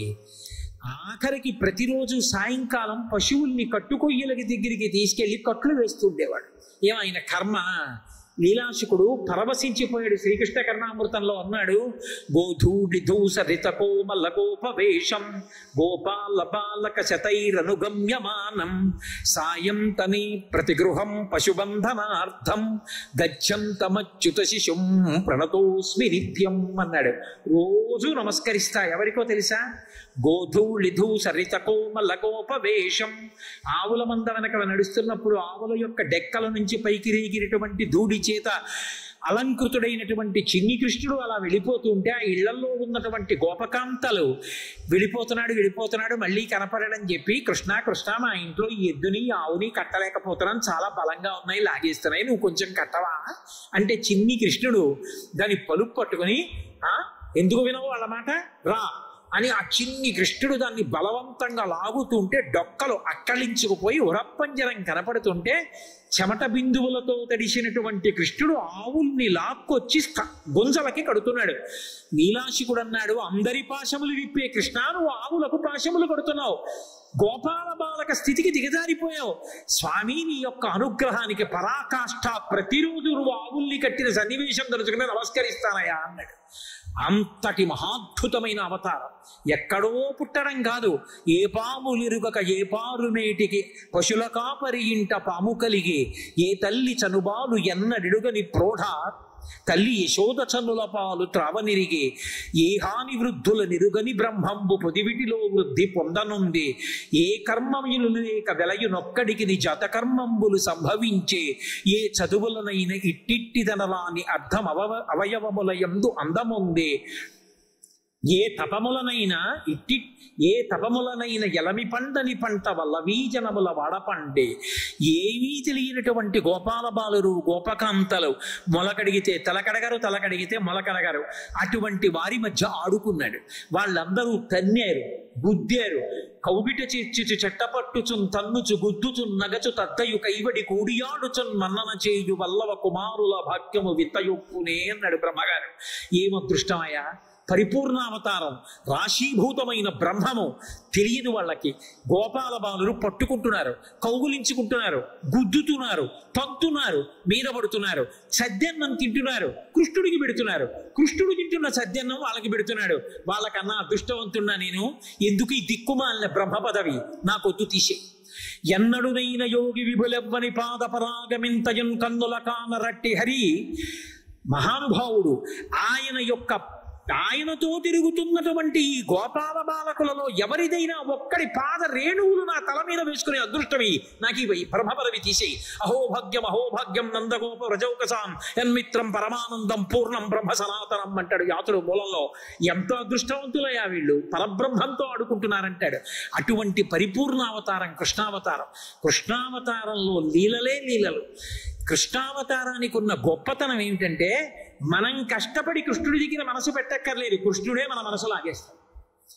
అది ఆ అవతారానికి ఉన్న గొప్పతనం. మీరు తెలిసి కానీ తెలియక కానీ కృష్ణలీలలు విన్నారనుకోండి, అవి ఏదో సరదాగా విన్నా సరే మన మనస్సుని లాగేస్తాయి, వశం చేసేసుకుంటాయి. వశం చేసేసుకుని లోపల అర్థం అవనివ్వండి, అర్థం కానికపోనివ్వండి, బయట లీల వింటే చాలు అసలు అబ్బా ఎంత పరవశంగా ఉంటుందో. ఇన్ని మాటలు చదవనివ్వండి, భాగవతం దశమస్కంధం చేసి ఆ కృష్ణలీలలు చదువుతుంటే ఎంత ఆనందంగా ఉంటుందో. ఏమి కృష్ణలీలలు రా అనిపిస్తుంది. ఎంతమంది ఎన్ని రకాలుగా దర్శనం చేసి పొంగిపోయారు. వ్యాసుల వారు దర్శించారు, అంతకన్నా పోతన గారు, అంతకన్నా మధుసూదన సరస్వతి, అలాగే మహానుభావుడు లీలాశికుడు ఎంతమంది ఎన్ని దర్శనం చేశారో. అసలు ఆ కృష్ణలీలలు ఎవరో కొంతమందికి కనపడడం కాదు, ఉపాసన చేసిన ప్రతి వాళ్ళకి ఇప్పటికీ బాలకృష్ణుడిగా దర్శనమిస్తూనే ఉంటాడు. అందుకే పెద్దవాడైపోయిన కృష్ణుడి కన్నా బాలకృష్ణుడిగానే ఇష్టపడతారు. యశోదకి బాలకృష్ణుడి ఇష్టం. ఆశ్చర్యం ఏమిటో తెలుసా? రుక్మిణీదేవికి ఎవరిష్టం అంటే బాలకృష్ణుడి ఇష్టం. లోకంలో ఏ ఆడది కూడా మా ఆయన చిన్నప్పుడు ఎలా ఉన్నారో అది నాకు ఇష్టం, అలా ఉంటే బాగుండేది అంటుందా? అనదు. కానీ రుక్మిణీదేవి ఏమడిగిందో తెలుసా? మీరు పెద్దవారు అయిపోయిన తర్వాత ఈ రాయబారాలు, ఈ సారథ్యాలు, ఈ రాజకీయ వ్యూహ రచనలు, అబ్బబ్బా వీటికన్నా మీరు బాలకృష్ణుడిగా ఉన్న లీలలు చాలా బాగుంటాయి. మీరు పెద్దవారిగా ఇంట్లో తిరుగుతున్నప్పుడు ఉన్న తృప్తి కన్నా బాలకృష్ణుడిగా ఒక్క మూర్తి చేయించి తెచ్చి నాకు పెట్టండి, చూసి సంతోషిస్తానంది. అంటే అసలు ఆ బాలకృష్ణ లీలలు ఎంత గొప్పవో చూడండి. అప్పుడు విశ్వకర్మని పిలిచి చేయించాడు బాలకృష్ణుడి మూర్తిని. ఆ మూర్తే ఒకానొకప్పుడు విదేశీయులు ఓడలో తీసుకెళ్ళిపోతున్నారు, చందనపు దుంగలో పెట్టి తీసుకెళ్ళిపోతుంటే బ్రహ్మాండమైన వర్షం వచ్చి ఓడ ఊగిపోతుంది. ఓడ ఊగిపోతున్న సమయంలోనే మధ్వాచార్యుల వారు ఒడ్డున వెళ్ళిపోతున్నారు. చూశాడు ఓడలో ఉన్నటువంటి విదేశీ నావికుడు, ఈ దేశంలో మహాత్ములు అంతటి గొప్పవారు ఉంటారు, ఎవరో వెడుతున్నారు ఒడ్డునని ఓడలోంచి అరిచాడు, అయ్యా రక్షించండి రక్షించండి, ఓడ మునిగిపోతోంది తుఫాన్లోనని. విన్నారు మధ్వాచార్యుల వారు. ఉత్తరీయం తీసి ఒక్కసారి ఇలా ఊపారు, అంతే తుఫాన్ ఆగిపోయి ఓడ నిలబడింది. ఆయన ఒడ్డుకి ఈత కొట్టుకుంటూ వచ్చి నా ఓడలోకి వచ్చి మీకు కావలసింది తీసుకోండి అన్నాడు. నాకేం కావాలి, నాకేం అక్కర్లేదన్నాడు. ఏదో ఒకటి ఒక్కసారి రండి నా ఓడకన్నాడు. వెళ్ళారు. ఆయనకు ఆ చందనపు దుంగ చూడగానే అర్థమైంది, ఇందులో కృష్ణుడు ఉన్నాడు. రుక్మిణీదేవి కోసం కృష్ణ పరమాత్మ చేయించి ఇచ్చినటువంటి బాలకృష్ణమూర్తి. దాన్ని తీసుకొచ్చి మహానుభావుడు పుష్కరిణిలో స్నానం చేయించి ఉడిపి క్షేత్రంలో ప్రతిష్ఠ చేశారు. ఇవాళ ఉడిపి క్షేత్రంలో ఉన్న బాలకృష్ణుడు మధ్వాచార్యుల వారు తీసుకొచ్చినటువంటి కృష్ణ పరమాత్మ రుక్మిణీదేవికి బహూకరించినటువంటి బాలకృష్ణమూర్తి యొక్క మూర్తి. అంత గొప్ప మూర్తి ఉడిపి కృష్ణ భగవానుడు. ఆ బాలకృష్ణుడి లీలలు అంత గొప్పగా ఉంటాయి. ఆ కృష్ణాష్టమి తిథిని అందుకే అంత భక్తి ప్రపత్తులతో చేస్తారు.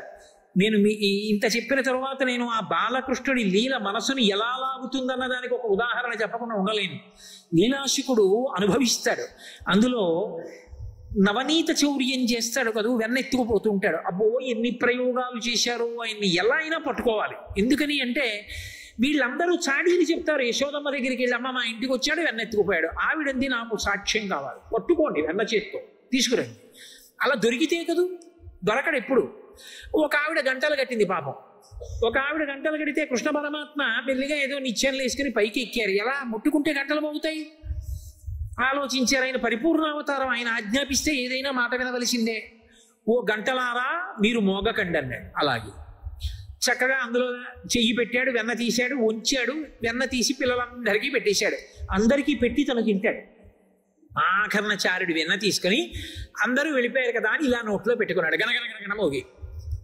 అరే మోగద్దన్నాను కదా, ఎందుకు మోగారు మీరు అన్నాడు. అయ్యా నువ్వు వాళ్ళకి పెడితే మోగలేదు, నువ్వు తింటే నైవేద్యం, నైవేద్యం జరిగినప్పుడు గంట మోగడం అలవాటు, మేము మోగేశామన్నాడు. కాబట్టి ఆ కృష్ణ పరమాత్మ యొక్క లీలలు అంత అద్భుతం. ఆయన్ని ఎలా అయినా పట్టుకోవాలనుకుంది ఒక గోపిక. లీలాకృష్ణుడు అనుభవించాడు ఆ రాఘవేంద్రుడికి ఇష్టం. ఆ లీలాకృష్ణుడు ఎంత దర్శనం చేసి పొంగిపోయాడో. ఒక గోపిక పట్టుకోవాలనుకుంది ఎలా అయినా, దాచాననుకోండి కుండ, ఎలాగో అలా వచ్చి పట్టుకుపోతాడు. ఎందుకు వచ్చింది? తలుపు దగ్గరే పెట్టి చక్కగా కనపడేటట్టు వెన్న ఇలా ఓర ఇలా పెట్టింది. చూస్తాడు కదా, వస్తాడు. తలుపు చాట్న నించింది. ఒక్క కళ్ళని రమ్మంటాడు, ఒక్క కళ్ళకి పెట్టేస్తాడు. ఆఖరణ కూర్చుని అందులో చెయ్యి ఎడతాడు, అప్పుడు పట్టుకుంటా చెయ్యి అని. తలుపు చాట్నే ఉంది. చూశాడు, ఒరే దాచుకోవలసిన ఆవిడ తలుపు దగ్గర పెట్టింది ఏమిట్రా అనుమానం వచ్చింది. సరే ఏమైతేని, మన్ని పట్టుకోగలిగిన వాడు ఉంటే కదా లోకంలో అనుకున్నాడు. వచ్చాడు, తీస్తున్నాడు, చారడుతూ వెన్న పెడుతున్నాడు. స్నేహితులందరూ నిశ్శబ్దంగా పుచ్చుకుంటున్నారు, వెళ్ళిపోతున్నారు. వెనక్కి తిరిగి చూశాడు, ఎవడూ చేయి పెట్టలేదు. అందరూ పుచ్చేసుకున్నారు. మళ్ళీ వచ్చి లైన్లలో నించోవడం అలాంటి అలవాట్లు లేవు వాళ్ళకి. కృష్ణుడు తినాలి. ఆయన ఏం చేశాడు, కడవలో చెయ్యి పెట్టి పాపం ఏదో కొద్దిగా అడుగునుంది, ఇంకా తీయాలి, జాగ్రత్తగా ఇలా తీస్తున్నాడు. కృష్ణుడిని కదా పట్టుకోవాలి ఆవిడే. తలుపు సాటి నుంచి వచ్చి చటుక్కలు పట్టుకుని కృష్ణుడి వంక చూసింది. భయపడిపోయి చెయ్యిలా విదిల్చుకుంటాడు అనుకుంది. ఆయన చెయ్యిలా పట్టుకుంటే తలెత్తి అన్నాడు. ఏమిటి అన్నాడు. ఆవిడ చల్లబోయింది. ఇదేంటి భయపడాలి కదా పట్టుకుంటే దొంగ దొరికానని, ఇది భయపడ్డేమిటని అసలు ఏమంటాడో చూద్దానికి కష్టం బాల అంది. పిల్లాడా నువ్వెవరు? నేను కృష్ణుడిని అనాలి కదా. మధ్యలో పాపం ఇంట్లో కూర్చుని బుద్ధిగా పనిచేసుకుంటున్న బలరాముడిని తీసుకొచ్చాడు. బలానుజహ, నేను బలరాముడి తమ్ముడిని అన్నాడు. ఆయన్ని ఎందుకు తీసుకురావడం?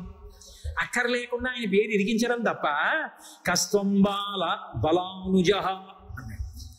అమ్మ బాబోయ్, గుండెలు తీసిన బంటు కృష్ణుండని చెప్పకుండా బలరాముడు తమ్ముడిని అంటున్నాడని ఆవిడంది. కిమిహతే అని, ఇక్కడికి ఎందుకు వచ్చావు అనగానే ఇలా చూసి, ఓ మన్మందిరాశంకయ, మా ఇల్లు అనుకున్నాను, మా ఇల్లు కాదేమిటి అన్నాడు.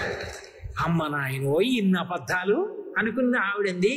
యుక్తం తం నవనీత పాత్ర వివరే హస్తం కిమర్థం యసేహే అని. ఓహో మీ ఇల్లు అనుకుని వచ్చావా, కుండలో చెయ్యి ఎందుకు పెట్టావు?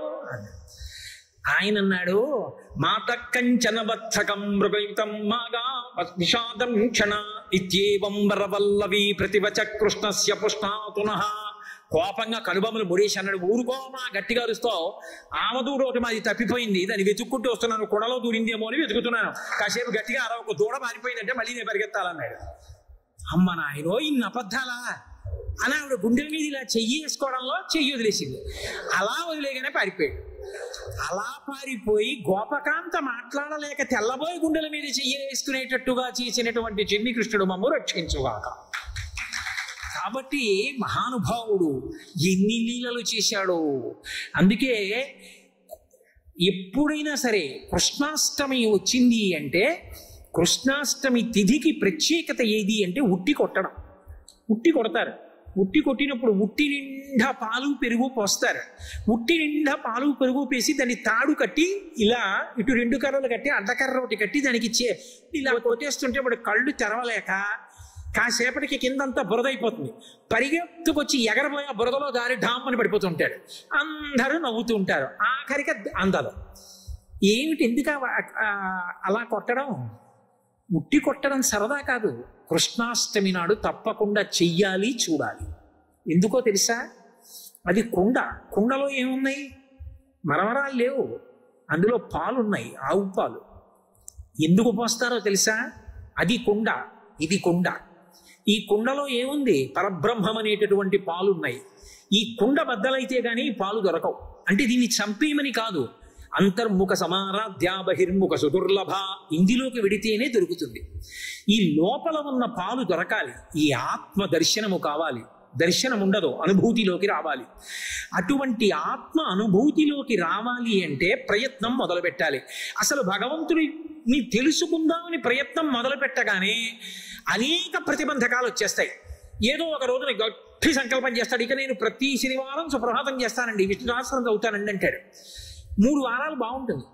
2 రూపాయలు ఎట్టి తులసి దళాలు పట్టుకొచ్చి గట్టిగా సుప్రభాతం జరిగి విష్ణు సహస్రం జరిగి ఎంత బాగా చదువుతున్నారో, ఎంత సంతోషంగా ఉందో తెలుసా అని మొదలెడతాడు.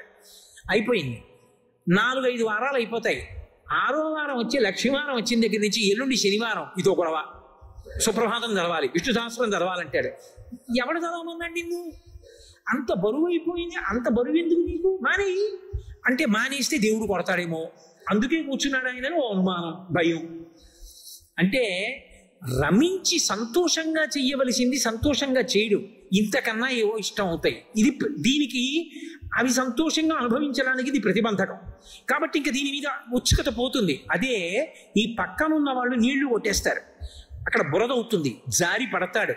ఒక్కడు ప్రయత్నం చేసి ఎంత ప్రయత్నించినా కుండ అందదు.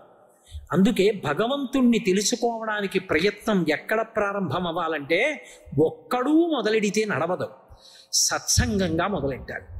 సత్సంగంగా మొదలెడితే ఏదో ఇవాళ సాయంకాలం ఫలానా చోట సత్సంగం, అందరూ రండి, సత్సంగం అయిపోయిన తర్వాత పలహారాలు చేసి వెళ్ళిపోదురు. కానీ పలహారాలు కూడా పెడుతున్నాం అన్నారు అనుకోండి, ఓ పూట మంట తప్పింది, పోదామండి సత్సంగానికి అనైనా కనీసం వెళ్ళొచ్చు. ఎలా వెళ్ళినా సంతోషమే. కామోత్కంఠత గోపికల్ భయమునన్ కంసుండు వైరక్రియా సామాగ్రించి చుపాల ముఖ్య నృపతులు సంబంధులై వృష్టులున్ ప్రేమన్ మీరలు భక్తి మేము ఇది చక్రింగంటి మెట్లైన ఉద్ధామధ్యాన గరిష్ఠులైన హరిచందన్ వచ్చు ధాత్రీశ్వర. ఏమో పూటమంట మానచ్చనో అక్కడికి వెళ్ళారు. ఇప్పుడు వాళ్ళందరూ విష్ణు సహస్రనామం చదువుతున్నారు. ఈయనకి రాదు పాపం. రాకపోతే కనీసం పక్కవాడి వంక చూసి ఆ చదివిస్తున్నాయని ఇలా చూస్తున్నాడు అనుకోండి, ఏమిటో నువ్వు ఒక్కడే చదవట్లేదని కొంచెం సిగ్గుపడిపోయి ఏమిటో ఇదో పెద్ద గొడవ కింద ఉంది, విష్ణు సహస్రనామం మనకి రాదు, వీళ్ళందరూనేమో గడగడగడగడగడగడ చదివేస్తున్నారు చక్కగాను. లేదు నేను నేర్చుకోవాలి శ్రద్ధగాని. కనీసం ఇంటికి వెళ్ళి ఏం చేస్తాడు, ఎంఎస్ సుబ్బలక్ష్మి గారు పాడిన విష్ణు సహస్రనామం పెట్టుకుని జాగ్రత్తగా బ్రహ్మణ్యో బ్రహ్మకృత్ బ్రహ్మ బ్రహ్మ బ్రహ్మ వివర్ధన బ్రహ్మవిద్ బ్రాహ్మణో బ్రహ్మీ బ్రహ్మజ్ఞో బ్రాహ్మణ ప్రియ బాగా నేర్చుకుంటాడు. నేర్చుకుని ఇప్పుడు విష్ణు సహస్రం చదివే దగ్గరికి వచ్చి అందరికీ పుస్తకాలు ఇస్తే ఆయనకి ఇచ్చేయండి, నాకు అక్కర్లేదు, ఎందుకని నేను నోటితో చదవగలను, అదో సంతోషం, అదో గర్వం, పోలేండి మంచిదే. అది ఇచ్చేసి అందరూ చూడాలని గట్టిగా మొదలు పెడతాడు. పోని మంచిదే, ఏ విష్ణు సహస్రం గట్టిగా చదివావు, మంచిగా చదివావుగా, అన్నీ వంక పెడితే ఎలా? కాబట్టి ప్రయత్నం ప్రారంభమైంది. ఇప్పుడు ఏమైంది, కొన్నాళ్ళు అయింది, అంటే ఎప్పుడు విష్ణు సహస్రమైనా ఇంకేమైనా చేద్దామండి. సరే అయితే వచ్చే వారం భజన చేద్దాం. అందరూ కూర్చున్నారు. ఒకటి కంజీరి పట్టుకున్నాడు, ఒకటి చిరతలు పట్టుకున్నాడు, ఒకడేదో హార్మోని పట్టుకున్నాడు, ఒకటి తబలా పట్టుకున్నాడు, మిగిలిన వాళ్ళు జై జై శంకర హర హర శంకర జై జై శంకర హర హర శంకర భజన చేస్తున్నారు.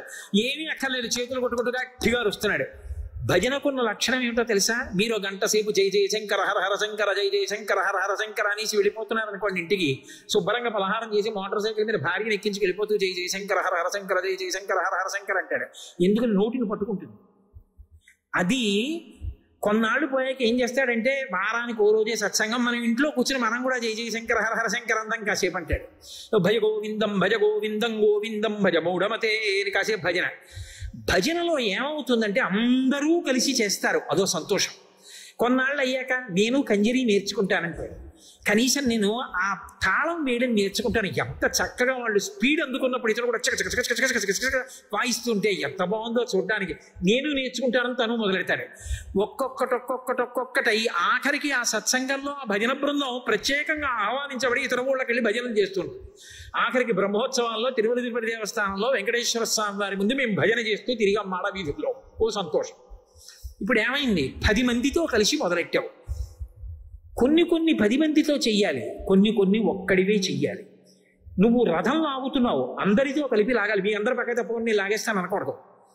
ఉత్సవం జరుగుతోంది, అందరితో పాటు నువ్వు పాల్గొనాలి. కోలాటం ఆడాలి, నువ్వు అందరితో కలిసి ఆడాలి. ఆకలేసింది, నువ్వు ఒక్కడివి తినడం నేర్చుకోవాలి. వాళ్ళందరినీ అడిగి రెండప్పుడు తింటాను, పాపం నేను కోలాటం ఆడాను వాళ్ళతో అనకూడదు. నీకు ఆకలిస్తే నువ్వు తిను, నీకు నిద్ర వస్తే నువ్వు పడుకో, నీకు దాహం ఇస్తే నీళ్లు తాగు.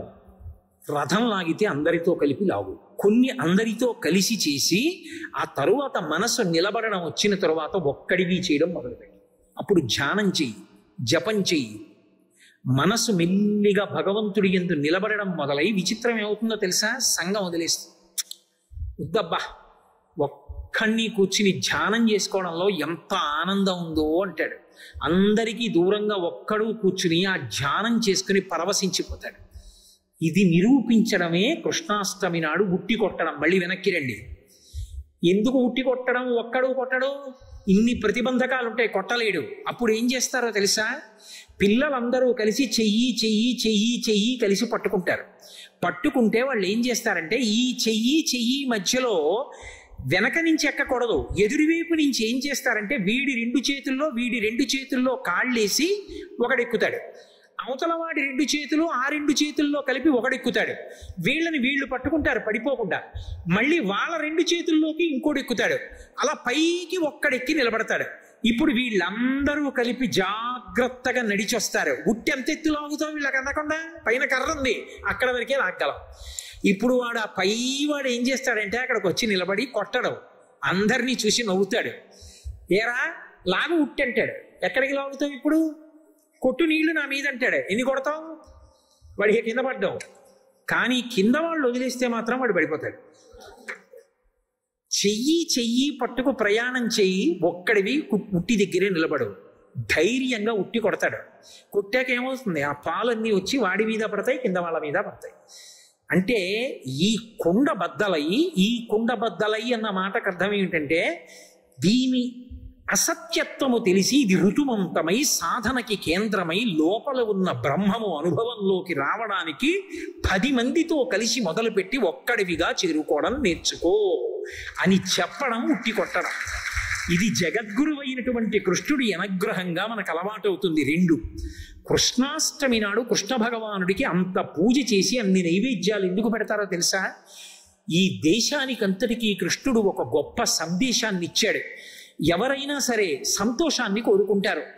కాసేపు అబ్బా ఏమిటో విసిగెత్తిపోతుందండి, సంతోషంగా ఉంటే బాగుండు, ఏం చేస్తాం, టీవీ పెట్టుకుంటాం, ఏం చేస్తాం, సినిమాకి పోతాం, వెళ్ళి ఏమంటాం, ఏవో 100 రూపాయలు పాడు చేశాం కానీ ఉందండి అందులో, అది తెలుసుకోవడానికి 100 రూపాయలు అయింది, ఇవాళ ఏం వార్తలు లేవు అని తెలుసుకోవడానికి 4 రూపాయలు పెట్టి పేపర్ చదవాల్సి వచ్చింది 2 గంటలు. కానీ ఇందులో ఏముంది అన్న భావన ఉండదు.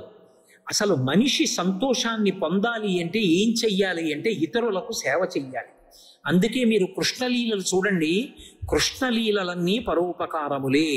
కాళీయమర్దనం చేయనివ్వండి, లేకపోతే బకాసుర సంహారం చేయనివ్వండి, కపిద్ధాసుర సంహారం చేయనివ్వండి, తృణావర్తోపాఖ్యానం చూడండి, ఆయన ఎప్పుడూ ఎవరికో మేలు చేయడానికి రాక్షస భంజనం చేస్తుంటాడు. అది సేవ కాదా? మరి సేవ చేసి కృష్ణుడు సంతోషంగా ఉండేవాడు, ఎప్పుడూ సంతోషంగా ఉండి వేడు ఊదాడు. నువ్వు కూడా జీవితంలో సంతోషంగా ఉండడానికి కారణం ఎవరికో ఏదో సేవ చేసి సంతోషపడ్డం నేర్చుకో. నేను ఇవాళ ఈ సేవ చేయగలిగాను, అమ్మయ్య చాలు, నా జీవితం సంతోషం, ఇంతకన్నా ఏం కావాలి? 2.5 గంటలు సినిమా చూసి సంతోషించడం కన్నా 2.5 గంటలు నీ కంఠం అలిసిపోయేటట్టుగా భగవంతుడి గురించి చెప్పి సంతోషపడి వెళ్ళిపోవడం నేర్చుకో. నీ జీవితం ధన్యమైపోయింది. 1 గంట సేపు ఏదో విని సంతోషపడిపోవడం కన్నా 1 గంట సేపు విష్ణు సహస్రనామ స్తోత్రాన్ని చదువుకుని సంతోషపడిపోవడం నేర్చుకో. నీ జన్మ ధన్యమైపోయింది. ఓ దేవాలయానికి వెళ్ళి తొడవడం నేర్చుకో, సంతోషపడిపో, దానివల్ల ధన్యమైపోయింది. వారానికి ఒకసారి దేవాలయానికి వెళ్ళి పరమేశ్వరుడికి కట్టి విప్పిన బట్టలు నేనే ఉతికి ఆరేసి ఇస్తాను అని నియమం పెట్టుకుని ఉతికి ఆరేయడం నేర్చుకో. నీ జన్మ ధన్యమైపోయింది. నేను వారానికి 1 రోజు ఎక్కడో అక్కడ దీనులు ఎవరున్నారో వాళ్ళకి మా ఇంట్లో పాయసం కాచి పట్టుకెళ్ళి అందరికీ తలో కాస్త పాయసం ఇస్తాను. పోని నెలకొక్క రోజు కాదు, 3 నెలలకొక్క రోజు వాళ్ళందరికీ పాయసం పెడతాను పట్టుకెళ్ళి. అలా పెట్టి వాళ్ళ కళ్ళల్లో మెరుపు చూసి మురిసిపోతాను. నువ్వు ధన్యుడవైపోయావు. అది సేవ. సేవ వలన సంతోషాన్ని పొందండి. ఈ సందేశం ఇచ్చిన వాడు ఎవరంటే కృష్ణ పరమాత్మ. కృష్ణాష్టమిలో కృష్ణుడికి ఉన్న గొప్పతనం ఏమిటో తెలుసా? రాముణ్ణి ఎవరు ఇష్టపడతారంటే ధర్మాత్ములు ఇష్టపడతారు. జేబు దొంగలు, హంతకులు కృష్ణుడిని రాముడిని ఇష్టపడరు. ఎందుకంటే రాముడు ధర్మాత్ముడు. ఆయన వాళ్ళకి ఇష్టం ఉండడు. కానీ కృష్ణుడు చూడండి, సంగీతం వాయించే వాళ్ళందరికీ కూడా, సంగీత పరికరములను వాయించే వాళ్ళందరికీ కృష్ణుడు ఇష్టం. ఎందుకంటే బాగా వేణువు వాయిస్తాడు. విలాస విద్యలు ఉన్న వాళ్ళకి కృష్ణుడు ఇష్టం. ఎందుకో తెలుసా? ఆయన హాయిగా అంతఃపురంలో కూర్చోవచ్చు, కానీ సారథ్యం బాగా నేర్చుకుని మంచి సారథయ్యాడు ఆ రోజుల్లో. అందుకని హాబీస్ అంటారు. హాబీలు నేర్చుకునే వాళ్ళకి కృష్ణుడు ఆదర్శం. దొంగతనం చేసే వాళ్ళకి కూడా కృష్ణుడే ఆదర్శం. మాకు ఆదిదేవుడు ఆయన ఏం చెప్పుకుంటుంటారు వాళ్ళు, ఎందుకంటే నవనీత చౌర్యం చేశాడు. నేను ఆ మాట అనకూడదు. రాసలీల సరిగ్గా అర్థం కాకపోతే నా నోటితో ఉచ్చరించడం ఎందుకు? అంతటి తప్పు పనులు చేసే స్థాయికి దిగజారిపోయేవాడు కూడా కృష్ణుడు రాసలీల చేయలేదా అంటూ ఉంటాడు. అలాంటి వాళ్ళకి కృష్ణుడే ఇష్టం. ఆఖరికి చిన్న చిన్న పిల్లలకి కూడా బాలకృష్ణుడు ఇష్టం, వృద్ధులకి బాలకృష్ణుడు ఇష్టం, మంచి పరిపాలకుడికి కృష్ణుడి వ్యూహరచన ఇష్టం, రాయబారులకి కృష్ణుడిలా రాయబారం చెప్పడం ఇష్టం, ధర్మాత్ములకు కృష్ణుడి యొక్క ధర్మరక్షణ ఇష్టం, జ్ఞానులకు కృష్ణుడి యొక్క భగవద్గీత ఇష్టం, జిజ్ఞాసువులకు కృష్ణుడు చెప్పిన విషయాలు పరిశీలించడం ఇష్టం, మహాభక్తులైన వాళ్ళకి కృష్ణ పాదార వింద సంసేవనం ఇష్టం. కృష్ణుడు ఇష్టం కాని వాళ్ళెవరు? అసలు సమాజంలో ఉన్న అన్ని తరగతుల వారికి కృష్ణుడు ఇష్టమే. అందుకే కృష్ణుడి లాంటి వ్యక్తి లోకంలో ఉండడు. అందుకే కృష్ణాష్టమి అంత వైభవోపేతంగా చేసుకోవాలి. అంత వైభవోపేతంగా చేసుకుని ఉట్టి కొట్టాలి. ఉట్టి కొట్టేటప్పుడు మనందరం నిలబడాలి. మనందరం నిలబడితే ఆఖరణ కుండ బద్దలవ్వడం, అందులోంచి పాలు కారడం చూసినంత మాత్రం చేత ఎప్పుడో బద్దలవ్వలసిన కుండ చాలా తొందరలోనే, అంటే బెంగపెట్టుకోకూడదు. 100 ఏళ్ళు బతికి జ్ఞానము కలిగి ఈ శరీరము నేను కాదన్న సత్యము ఎరుకలోకి వచ్చి, శంకరాచార్యుల వారు అంటారు, చిరంజీవన్నేవ క్షపిత పశుపాశం వ్యతికరః అంటారు. చిరంజీవిగా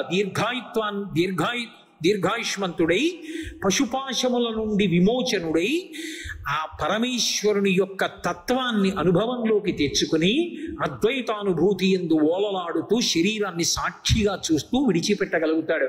అంతటి స్థితిని కల్పించగలిగినటువంటి అద్భుతమైన నైమిత్తిక తిథి కృష్ణాష్టమి. చిట్ట చివర వచ్చేటటువంటి తిథి పోలామావాస్య అంటారు. పోలాలమావాస్య కాదు, పోలామావాస్య అంటే వృషభ పూజ అని అర్థం. ఆ రోజున ఎద్దుల్ని పూజ చేస్తారు.